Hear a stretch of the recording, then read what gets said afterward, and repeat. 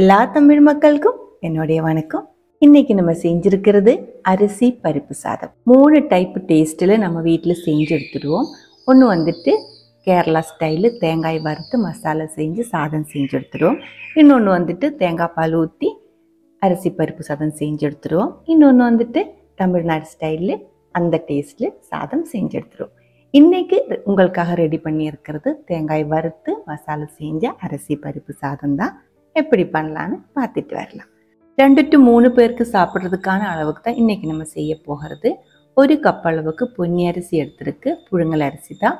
அது கூடவே 1/4 கப் அளவுக்கு துவரம் பருப்பு பொடி சேர்த்து நல்லா கழுகி அரை மணி நேரம் ஊற வச்சுக்கோங்க. அது ஊறுறதுக்குள்ளே தேங்காய் மசாலா ரெடி பண்ணி எடுத்துக்கலாம். அதுக்காக 1 கப் அளவுக்கு துருவன தேங்காய், அரை டீஸ்பூன் அளவுக்கு மல்லி, முழுசாக இருக்கிற மல்லி தான், 1/4 டீஸ்பூன் அளவுக்கு வெந்தயம் கூடி சேர்த்து நல்லா வறுத்துக்கோங்க. இதே மாதிரி நல்ல ஒரு ப்ரௌன் கலர் ஆகும்போது நம்ம இதுக்குள்ளே கொஞ்சம் கருவேப்பிலை பொடி சேர்த்துக்கோங்க. கருவேப்பிலையும் நல்லா கிறிஸ்பியாகி நல்லா ஃப்ரை ஆகி வந்ததுக்கப்புறம் தீ ஆஃப் பண்ணிடலாம். இதுக்குள்ளே வேறு மசாலா எக்ஸ்ட்ரா சேர்க்கறது இல்லை, நம்ம அது டைரெக்டாக வதக்கும் போது சேர்க்கறது. இந்த தேங்காய் நல்லா ஆற விட்டுக்கோங்க.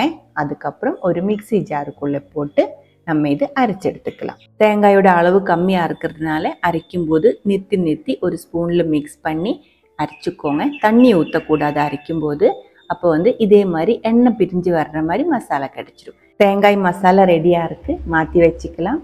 குழி வார்க்கிற ஒரு கடாய்க்குள்ளே 3 டேபிள் ஸ்பூன் அளவுக்கு எண்ணெய் ஊற்றிருக்கு. தேங்காய் வறுத்த மசாலா அரைக்கிறதுனால தேங்காய் எண்ணெய் தான் நான் ஊற்றிருக்கு. அதுக்குள்ளே 1 டீஸ்பூன் அளவுக்கு கடுகு, 1 டீஸ்பூன் உளுந்தம்பருப்பு கூடி சேர்த்து பொன்னிறமாக வந்ததுக்கு அப்புறம் 1 டீஸ்பூன் அளவுக்கு சோம்பு, அரை டீஸ்பூன் அளவுக்கு சீரகம், 2-3 வரமிளகாய், அரை டீஸ்பூன் அளவுக்கு பெப்பர் முழுசாக இருக்கிறது, 8 to 10 பூண்டு சேர்த்து நல்லா பொரிஞ்சு வந்ததுக்கு அப்புறம் தாராளமாக கருவேப்பிலை சேர்த்துருக்கு. 10 to 12 சின்ன வெங்காயம் கட் பண்ணி சேர்த்துருக்கு. 2 பச்சை மிளகாய் காரத்துக்கு தகுந்த மாதிரி சேர்த்துக்கோங்க. நல்லா வதக்கி இந்த சின்ன வெங்காயத்தில் கலர் ஒரு மஞ்சள் கலர் கோல்டன் கலரை மாற ஆரம்பிக்கும் போது அரை டீஸ்பூன் அளவுக்கு மஞ்சள்தூள், 1 டீஸ்பூன் அளவுக்கு மிளகாய் பவுடர், தேவையான அளவுக்கு உப்பு ஊடி சேர்த்து மறுபடியும் நல்லா வதக்கிக்கோங்க. அதுக்கப்புறம் ஒரு தக்காளி, ஒரு பெரிய தக்காளி கட் பண்ணி சேர்த்துருக்கு. நல்லா வதக்கி இந்த தக்காளி வேகிற வரைக்கும் நம்ம வெயிட் பண்ணிடலாம்.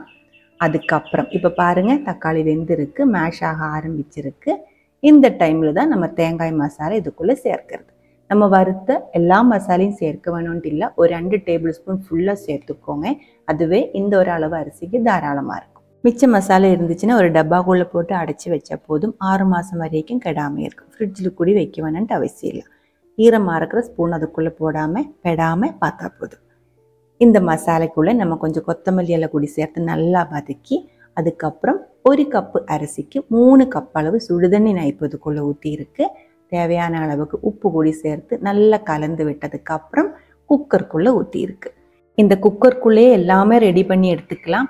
ஆனால் இப்போ நம்ம கேமரையில் கரெக்டாக தெரியறதுக்காக தான் கடாயில் செஞ்சு குக்கரில் ஊற்றிருக்கு. அதுக்கப்புறம் அரை டீஸ்பூன் அளவுக்கு பெருங்காயத்தூள் கூடி அந்த கொதிக்கிற தண்ணிக்குள்ளே ஊற்றிருக்கு. அதுக்குள்ளே நம்ம அரிசி நல்லா ஊறி இருக்குது. அரை மணி நேரம் ஊற வச்சுருந்தேன். தண்ணி வடிகட்டி கொதிக்கிற தண்ணிக்குள்ளே ஊற்றி இந்த தண்ணியோட உப்பு கொஞ்சம் செக் பண்ணிக்கோங்க. அதுக்கப்புறம் மூடி போட்டு 3 விசில் வர்றது வரைக்கும் வெயிட் பண்ணிடலாம். இந்த சாதம் நான் கொஞ்சம் குழஞ்ச மாதிரி தான் ரெடி பண்ணி எடுக்கிறது. அதனால தான் 1 கப்பு அரிசிக்கு 3 கப் அளவு தண்ணி ஊற்றி 3 விசில் போட விட்டுருக்கு. உங்களுக்கு இது கொஞ்சம் ட்ரையாக தான் வேணும் அப்படின்னா 2.5 கப் அளவு தண்ணி ஊற்றினா போதும். 3 விசிலுக்கு அப்புறம் இதுக்குள்ளே இருக்கிற ஸ்டீம் ஃபுல்லாக போகிற வரைக்கும் வெயிட் பண்ணிடலாம். அதுக்கப்புறம் ஓப்பன் பண்ணி நல்லா மிக்ஸ் பண்ணிடலாம். இந்த மாதிரி நல்லா வெந்து குழஞ்ச சாதம் தான் நமக்கு இங்கே நிறைய பேருக்கு பிடிக்கிறது. அவ்வளவுதான், கொஞ்சம் வித்தியாசமாக செஞ்செடுத்தா ஒரு அரிசி பருப்பு சாதம் தான் இது. டெய்லி நம்ம சாப்பிட்றதோட கொஞ்சம் வித்தியாசமாக சாப்பிட தோணுது அப்படின்னா இது ஒரு டைம் செஞ்சு பாருங்கள்.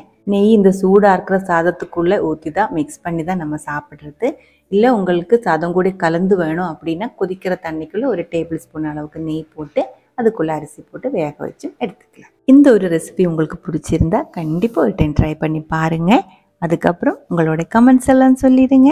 இந்த சமையல் பிடிக்கிற ஃப்ரெண்ட்ஸுக்கு மறக்காமல் ஷேர் பண்ணி விட்டுக்கோங்க. அடுத்த ஒரு வீடியோவில் நம்ம உடனே பார்க்கலாம். அது வரைக்கும் வணக்கம்.